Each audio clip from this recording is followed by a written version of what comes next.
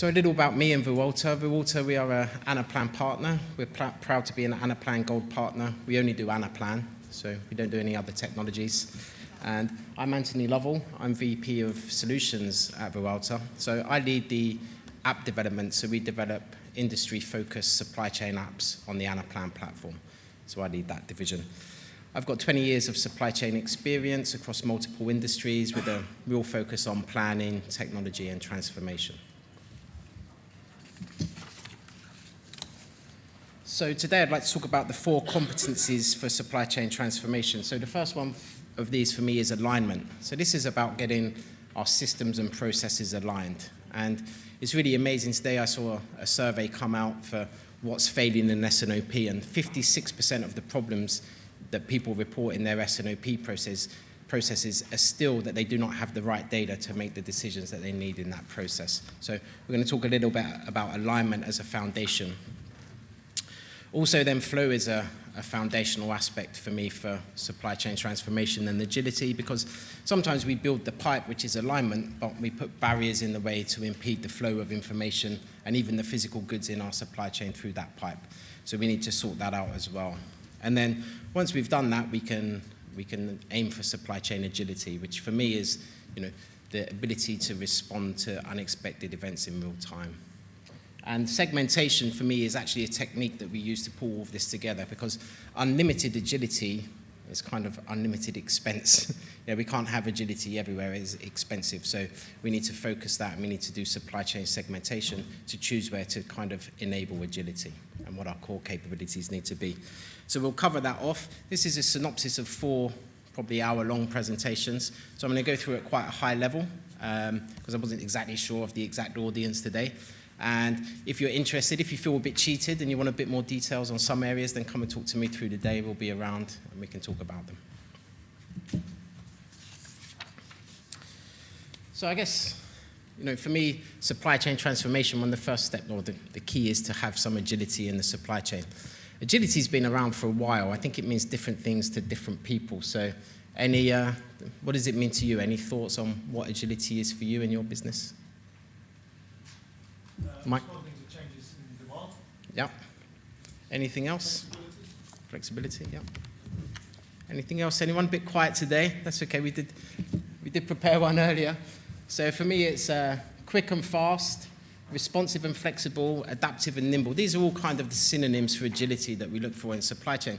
But it's a bit more than that as well. It's risk management. So we're seeing much more turmoil in the world. We're getting much more events. There's much more supply chain risk. So it is also a tool for risk management, to enable response to these things that are happening in our supply chains. But I guess the golden definition for me is the ability to respond to unexpected events in real time or close to real time, which is the Gartner definition. And when we're building our apps at Vuealta, that's the acid test for me. So in demand planning, in supply planning, I want to make sure that however we approach that and whatever we build is enabling end-to-end real-time scenario response.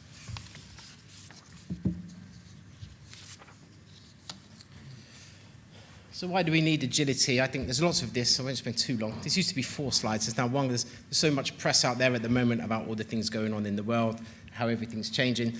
But everyone I speak to today reconfirms this. I think we're finding ourselves in a more complex world with more challenges, and we need to move quicker, yet we feel we don't have the right tools and information to make those decisions and make those changes, those responses. So new markets have provided lots of opportunities, but with that comes more complexity. 20 years ago, it was quite rare a lot of us moved into new markets or launched new products. Now it seems to be happening all the time. We're launching new products. Customers are demanding custom SKUs, the SKU proliferation, we're entering new markets, more customers. So there's additional complexity on that side. We have new suppliers. So new suppliers is great. We can access new technologies. We can get access to more materials. We can have more diverse supply, we can have cheaper supply, but again, with that comes more complexity of managing a more diverse supply chain, a more global supply chain. And we have more competition. I think, Fever Tree is a great one, isn't it? It come from nowhere and basically took over a whole industry. I think every food and beverage company has some competitors hot on its heels at the moment trying to displace it. So we're seeing a lot more competition, and also whichever industry you're in, someone can start up, just like we can enter new markets, someone can start up in Asia tomorrow and be competing with us in Europe or America next week. So we're definitely facing more competition. And then we have these events, kind of every year lately we have the big events. So in 2016 we had the Brexit shock. In 2017 there were hurricanes, I think Hurricane Harvey in Houston. We had the Indonesian tsunami. Last year was the US-China trade war. That's gone quiet now. Now we have coronavirus. I just saw last week Apple announced that because of coronavirus, it's reduced its sales forecast for Q1 in China. It's expecting reduced sales in the rest of the world because of supply chain disruptions, and it may have to delay the launch of some new products because it can't send its US staff to China to oversee the new product launches. So a completely unexpected event. We can't plan for this. We just have to be able to respond to it. And I don't think there's more events happening in the world. I think what's happened is that our supply chains have become more global. So as the breadth of the supply chain is wider, we're just seeing more and more of these events.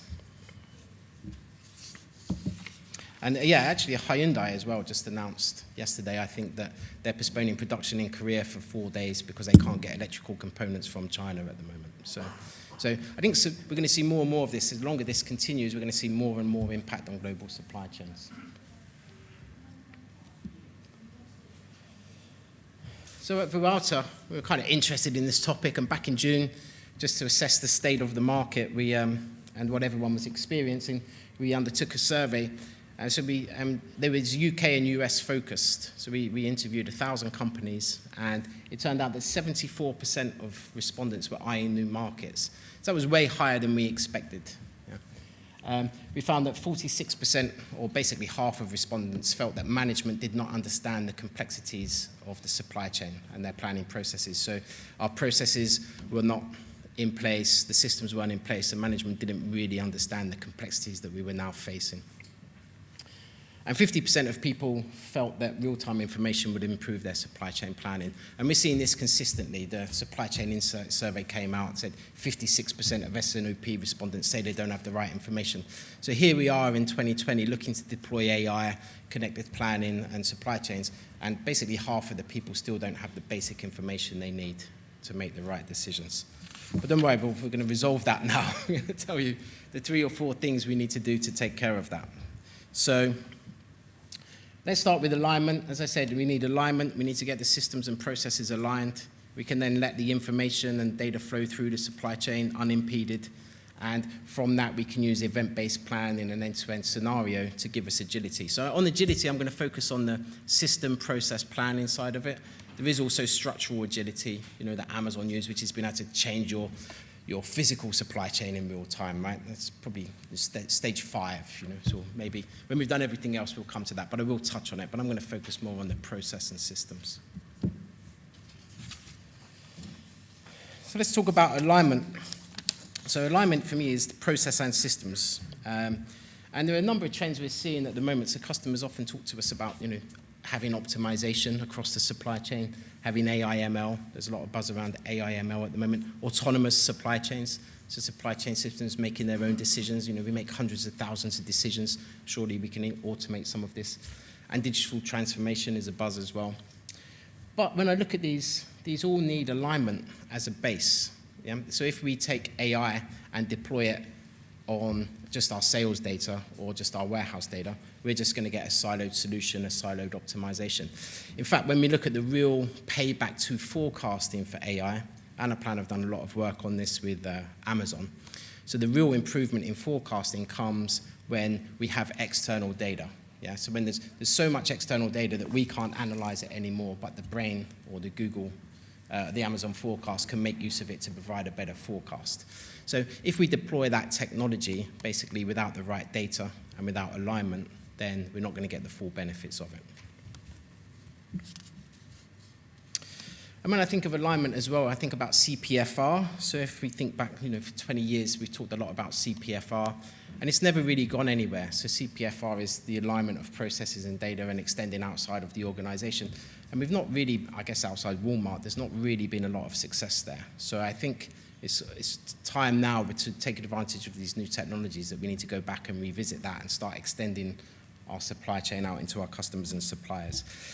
And when I think about S&OP as well, I mean, it might be a bit controversial. I'll come back to it later and explain why. But for me, kind of even S&OP is just kind of lipstick on the pig, right? So we had a demand planning process and a supply planning process, and we said these two processes aren't connected. So I think Ollie White's responsible for this, right? So the solution was to put another process over the top of them. So we have a disconnected process and a process to connect the other disconnected process, but we didn't fix the process. We didn't have a seamless event-based process running through the supply chain to enable us to do scenarios. And it's still consensus-based, so we still have to go through a consensus process once a month, so it's not responsive. If we need to revisit the plan, we have to go back to the start of the plan and wait till we can have a consensus meeting to change some assumptions in the plan. So I'm going to tell you how to fix that today as well. And just on alignment, I think there's really two types of misalignment. So, I think spotting alignment is difficult. Spotting misalignment is very easy. You just look for Excel, right? So, but it's true, right? So wherever there is misalignment between functions, we use Excel and email. Wherever we are not sharing data and data flow, we use Excel, we use email. Yeah, or maybe you send the Excel on Slack now, but we're still using Excel. But there's another type of misalignment that we often forget about. And that's where we put a planning system in place, but our processes have changed. And that planning system is no longer supporting those processes. So we also plug those gaps with Excel internally within a function. Yeah? So if we're just in procurement and we have the wrong system, we go halfway through our process, we go to Excel, and we put it back into the system.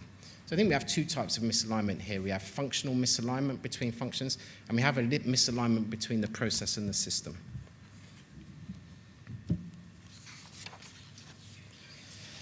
So if we have a quick look at alignment maturity, so I guess first step is data sharing.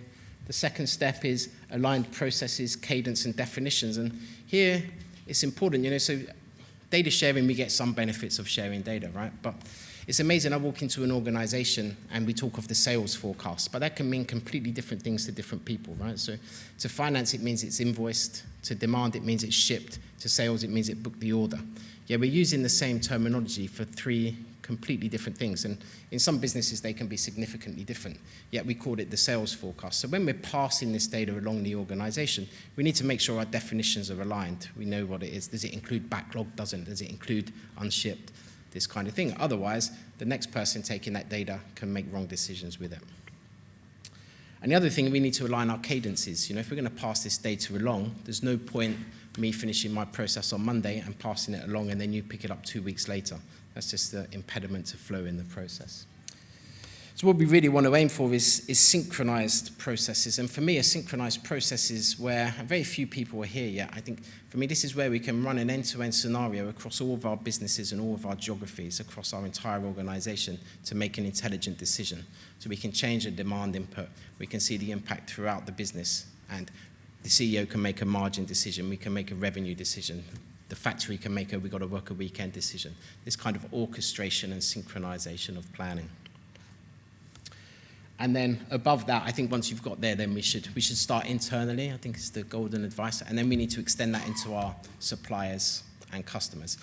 And I think as Mike has taught me, agility is network-wide. You can't really have internal agility. There's no such thing. It's an end-to-end phenomenon. We need to look at the end-to-end supply chain to achieve agility. So we clearly need alignment to do that.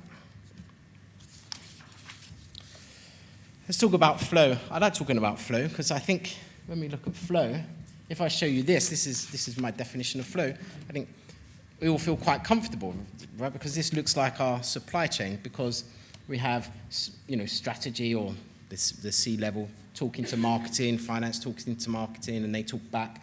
Marketing talk to sales, and they talk back. Supply chain talk to sales, and they talk back. And supply chain talk to our customers and suppliers, and they talk back. So there is information flowing all the way through this supply chain.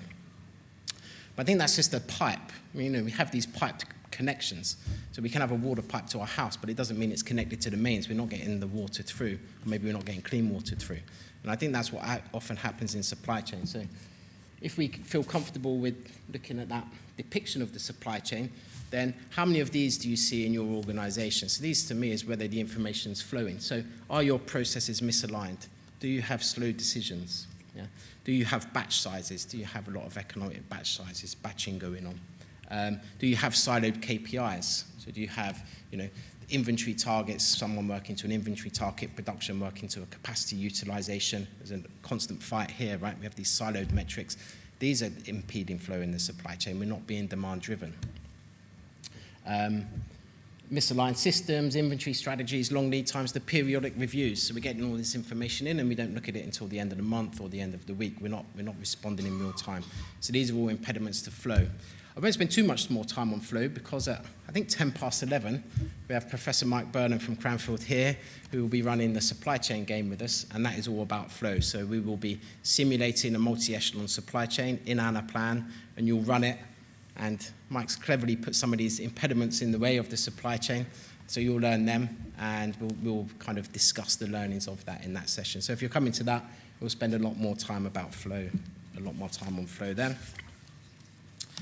But I think to pull two things out of flow, two key real takeaways is, for me, we have to move from this silo efficiency. Like the silo efficiency is the enemy of network optimization. Right? All of these siloed metrics of inventory days supply in one place, production efficiency. What we want to do is we need to see the inventory in the network and the service level at the end of the network, and that's what we should be measuring. Everything else in between is a network decision, and the more of these siloed drivers and metrics we put in the way and systems, the more of an impediment to flow we have.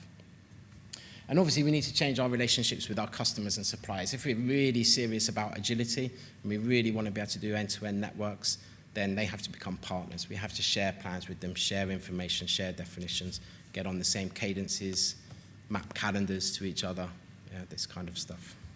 Talk the same language. So, having talked about alignment and flow, I think that's the basis for agility and for AI and for a lot of the other things we want to do that are interested in supply chain at the moment. But I think it's just amazing how many impediments to flow there are. It's almost like we enjoy putting impediments to flow in our organizations, and how lacking alignment is at the moment, and just how we just still don't have the data internally, even within functions, let alone across the network. And for me, a key thing of agility is, it's no longer that we see this everywhere at the moment. It's no longer the big beating the small, but it's the fast beating the slow. So we see that with Fever Tree coming in.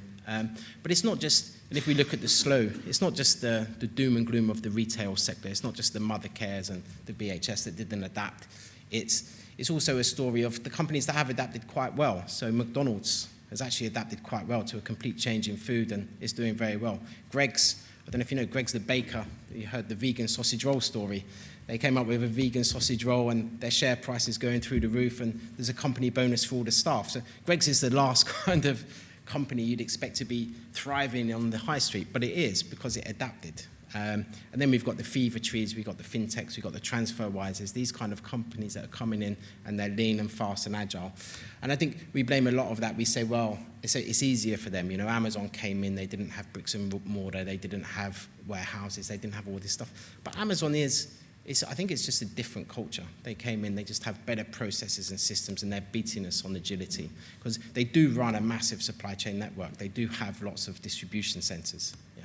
So, in fact, they do have retail stores as well, because they own Whole Foods now. Yeah, they haven't suddenly, gone downhill. So if we look at agility maturity, so I think probably the most basic thing we can do, and it scares me that lots of people probably still do this, is when the our assumptions change, or the world has changed so much that we're forced to change our assumptions of the plan, that the best thing we can do is to rerun the planning cycle. So how many people still do this every time they need to change the plan? Honestly, yeah, there's a few of you, right? So yeah, I think we have to change this, right? We can't go through this process every time, because the world's changing too quickly now. It was okay. It was okay when we sourced everything from the UK, we supplied everything to the UK, we didn't really enter new markets, there weren't too many product launches. But I look at a company like, I've come to Innocent at the moment, Innocent Drinks, they used to have Smoothie of the Month, so that was a new product every month. They stopped it now, I think they realized it was crazy. But if we look at Apple as well, Apple are constantly launching new products, and they have to do it perfectly. And they have to face these global disruptions. So I guess the next thing for me, slightly above just rerunning the planning cycle, is having some tactical responses in there. We can switch to air freight, we can do some tactical stuff to overcome these changes. I guess the next stage is really, being proactive, sensing, and having the insights. Again, maybe we use AI for that, we use ML, whatever, but again, that's saying we need alignment and flow to do that. But for me, the top is the end-to-end strategic scenarios, and I'm going to talk about that a little bit more. And basically, how you need to change your planning process and systems and capabilities to achieve this. Because I think we really want to get away from having to rerun this planning cycle every time the world changes. So just a little bit just to wrap up alignment and flow, and then I'm going to talk to you about how I think the planning process should be to achieve agility. We're real focused on planning. So if we look at Amazon,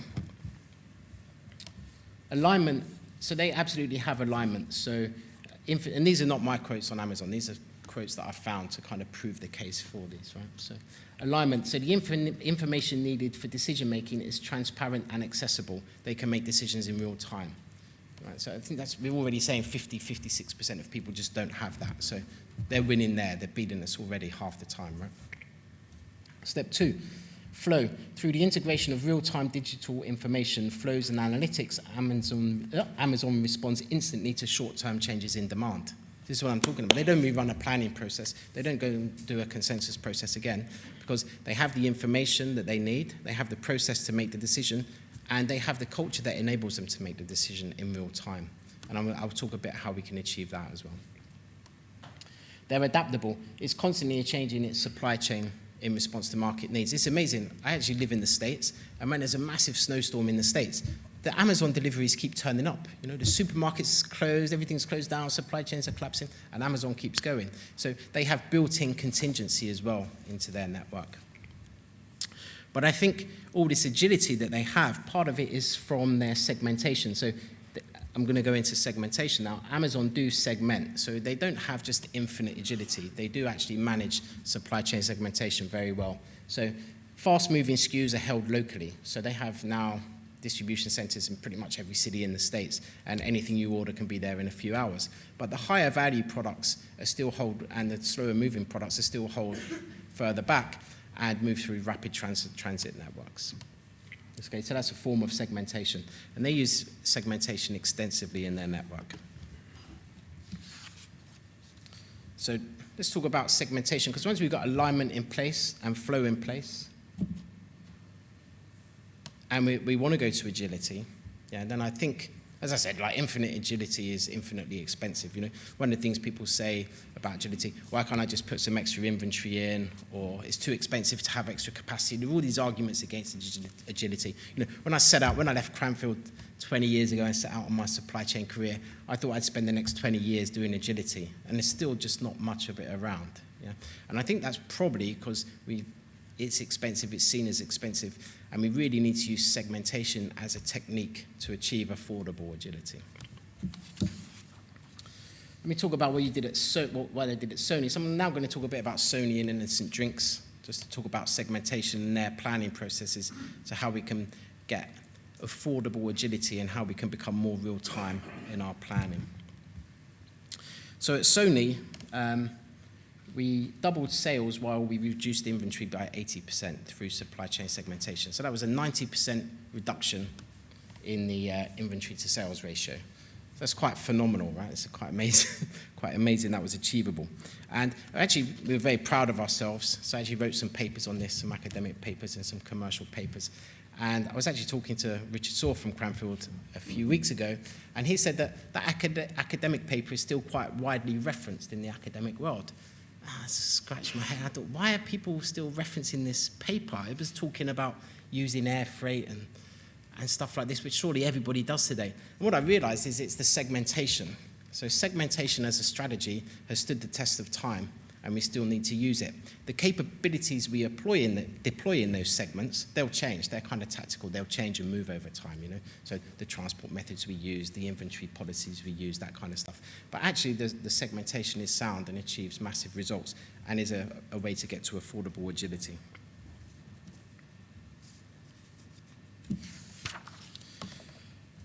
So I won't go too much into this, but this is what we did at Sony. So basically, and I think this is where Amazon started, I think this is where most supply chain segmentation started. So we segment based on high value and low value, because there's our inventory cost. High value is suited to rapid transit, low value isn't. High value is expensive to store, low value isn't. And the other one is volume, because basically low volume generally means it's highly variable, and high volume means it's much less variable. So there we have a lot of the dynamics of the supply chain in a 2x2 matrix. So what used to happen at Sony was we used to have a single supply chain where we made everything in Japan, and then we moved everything to Europe by boat, unless it was late, which it normally was, in which case it would go by air. So we had, at any one time, we would have, $50,000 TV cameras on a boat, and we'd have paper, medical paper, and then we used to sell paper as medical paper for a lot more money than we should have been selling paper for. But that would be on an airplane. We'd be shipping pallets of paper on an airplane. So we looked at this, and then, so the first thing we did was we said, well, this is not going very well, it's not so efficient. So, and we had 14 warehouses in Europe, actually. So the boat would come into Rotterdam, and then we'd store everything in 14 warehouses in Europe. So the first thing we did was we said, well, on average, we've got a high-value product. So this is an inefficient distribution network. We'll centralize everything into one location in Europe. So we centralized all the inventory into one location in Europe. So things were much better. But all we had was a better average supply chain, right? We just still had a one-pipe-fits-all, everything flowing through the same pipe. So then what we did is we actually realized, well, we need to segment this. So some products are so high value, they should be made to order or configured to order in Japan and air freight direct to the customer. This is kind of what Amazon do. There's your high value, highly variable demand going direct to customer by rapid transit. It's the cheapest way to do it. And then we actually had very low value products like the paper, which we could just push through the consumer supply chain. They had the 14 warehouses. I think they have 3 now, but we can make that in Europe, and we can ship it through the consumer supply chain. So that's what we did. So we basically centralized the inventory in Japan for the highest value products, centralized it in Europe for the medium products, and pushed it out into the consumer supply chain for the low-end products. So, but the thing is, you need to create those capabilities. Those capabilities didn't exist. So that network didn't exist. The single European distribution center didn't exist. We had to create those capabilities. So we had to look at our supply chain, segment it, and then see what capabilities we needed to serve those segments. But the nice thing is, once you've created those capabilities, they can serve multiple segments. Yeah? So if you've got 5 capabilities, that can create 25 segments. If you have 16 supply chain segments, doesn't mean you need 16 capabilities. You just need a different combination of what is often common capabilities. So people often ask, what should you segment your supply chain on? I think that's the key. That's the golden question, right? I can't tell you that here. I can tell you some potential segmentation criteria and common segmentation criteria, which is product value, volatility, lead time, expectancy. Is it configured to order? Is it engineered to order? Or should it be, if it's not? What's the life cycle? Innocent drinks, is it ambient or chilled? Is it short shelf life, long shelf life? This kind of thing. So these are all possible ones. I mean, you have to do that piece of work, and I think that's a strategic decision. Yeah? And I think also, lots of companies are doing this now. Lots of the CPG companies are doing this now. Unilever are doing it, and basically even extending it into looking at acquisitions. So once we've defined these segments and these capabilities of our supply chain, should we acquire this company? Should we acquire this little upstart? Do we have the capabilities to integrate that into our supply chain? So if we don't have chilled, should we really buy this chilled business? And what's it going to do to our supply chain? Would we be better off focusing on another ambient product? And the great thing about segmentation is most of the benefit is at the first. Look at Sony at 90% in 4 segments. Yeah, so you can go on. So one of the key questions people ask is how many segments should there be? So I think there's a law of diminishing returns, right? We don't need every customer order, and every product doesn't have to go through a different segment. So 4 is a good start. Increasingly, I think in big CPG companies, we're seeing 8 to 16, and then moving beyond the product characteristics. So I think we started with product characteristics because they're quite easy, product value, product variability. But now people are looking at customer, market, channel characteristics to drive some segmentation. New markets need different processes. They're looking at process characteristics as well, so our planning processes. So with our cash cows in our mature markets, it's a very different planning profile from our new products in a new market. Yeah, so this one we're trying to maximize profitability. This one we're promoting. We're trying to maximize market share and growth. So they're different capabilities. The the planning process should look quite different for those different scenarios. So we talked about we need to get alignment. Okay, so when we've built the pipe, we need to get everything through the pipe. I think segmentation is a good tool to get to agility, right? Because what is agility? I think if we look at the different markets we're trying to serve and the different capabilities we need, we get some agility. I think you can go as far as Amazon, and then we have structural agility, right? Which is real risk management. But I think there's a lot we can do with our processes and systems before we even get to structural agility or AI or some of these other things that we're probably looking at. We need to get the base in order first.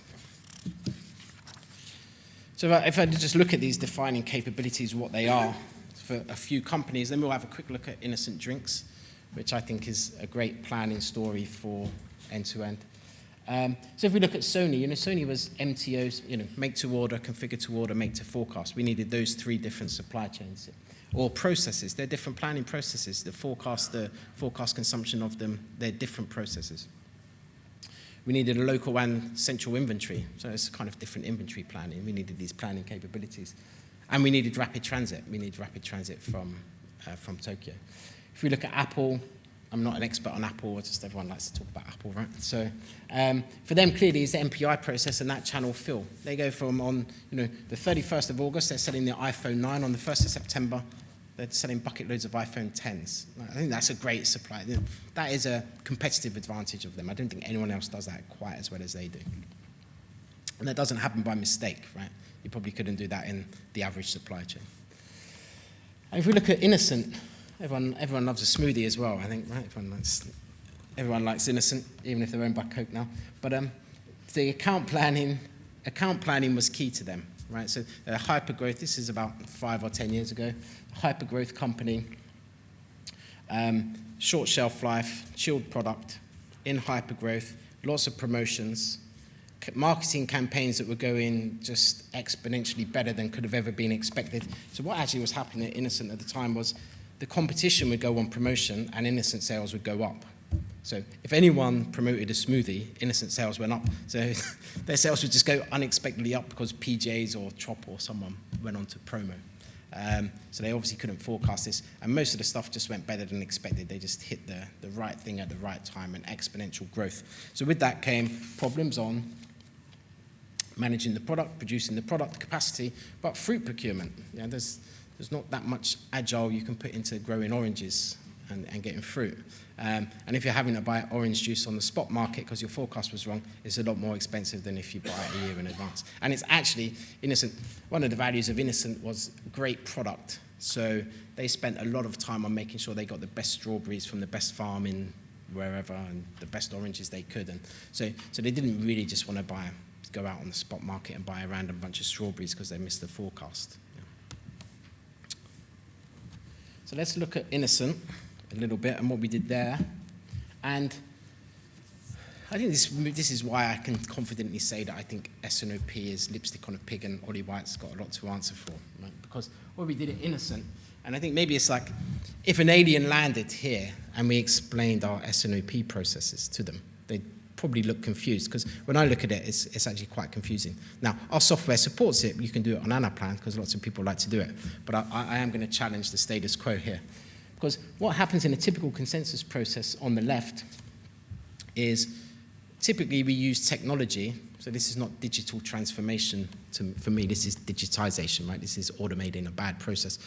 So what we do, we have 4 different teams, take 4 different set of assumptions, go away in 4 different rooms to come up with 4 different plans.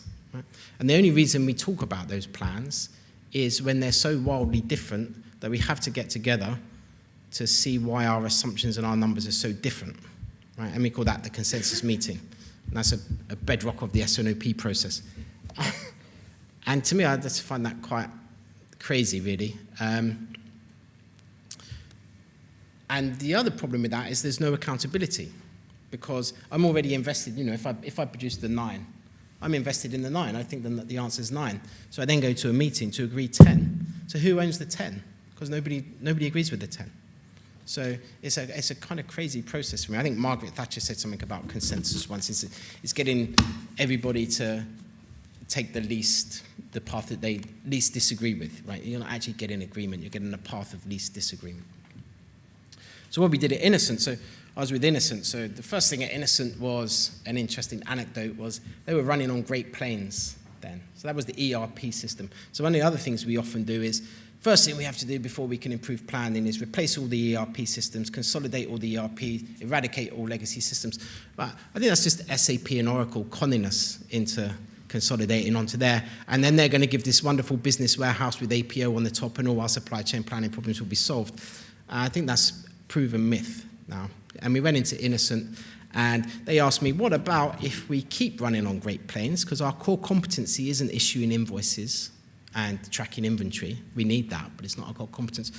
What if we fix planning first? Because look at our business. We're a hyper-growth business. We're running loads of promotions. We need 99.99% on-shelf availability or we get kicked out the shelf. What about if we ignore the ERP system and just push the data into another system and we fix planning first? As well, unconventional, but fortune favors the brave, right? So here we are now 10 years later. You know, they've grown, 10 or 20 times. They're still running on Great Plains. So, because most of the business runs on the planning system, that's where most of the hard work is done. So we also sat with them and they said, you know, like John Wright is one of the founders of Innocent. We used to call him Brainiac. He's a genius. He couldn't buy into this process at all. I just cannot fathom why any business would run like this. Surely what we need is a collaborative process where sales give us the base rate of sale, yeah, and the store count. So we have 2 and 2, so we know we're going to do 4. So we can manage promotions in the stores. When distribution changes, we're taking account of a distribution change. We're not just forecasting 2 or 4. We know why we're going from 2 to 4 because it was rate of sale or distribution, right? So we know which event is driving that change. And then we have promotions. We have a promotion uplift of 100%, which can come or go, or we can change the time off. So we go from 4 to 8. And then marketing can input their uplift of 25%. So what we do, we have those same 4 people, input into the plan. But what we have is we have accountability on their input. Yeah, we can see what the promo uplift was. We can see what the campaign uplift was. We can see the rate of sale, and we can see the store count. So we have total accountability for all the inputs. Yeah, and all the system does is calculate the output for us. So the other thing about this process is what it means is, let's say we're not going to run that promotion now. Yeah?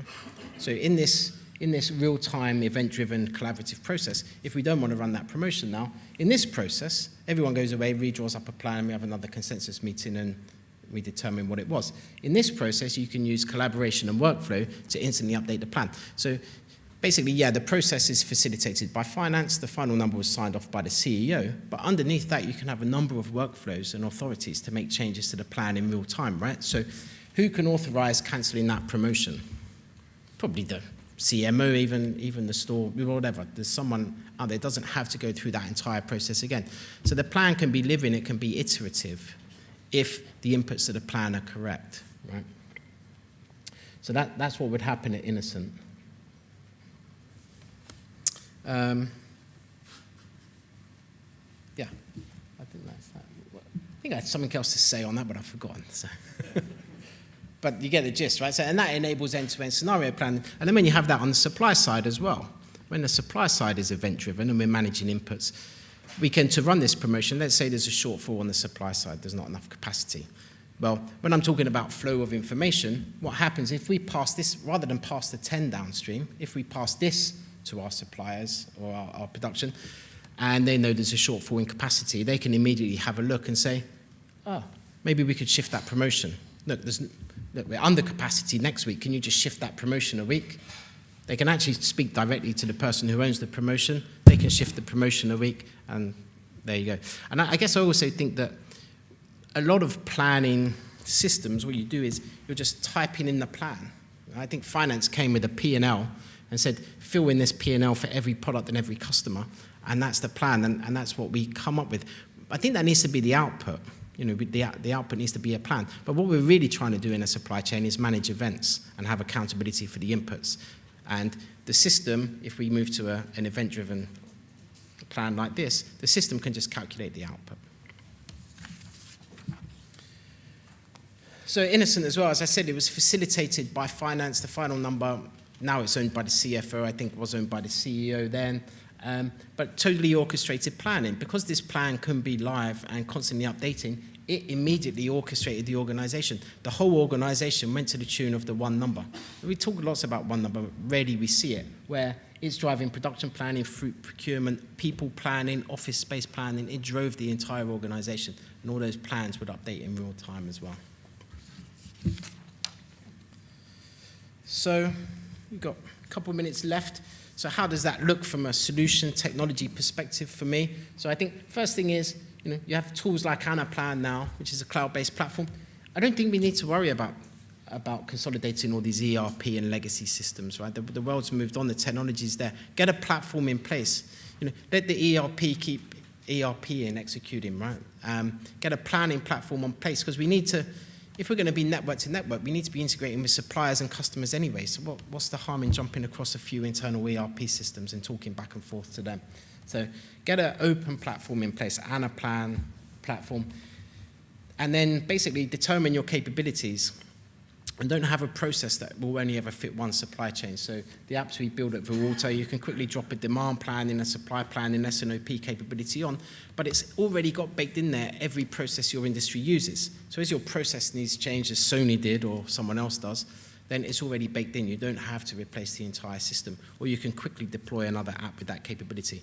And then the other thing with the platform is you can instantly connect to AI/ML. We don't have to worry. We don't really know, I think, what we want to do with AI/ML yet.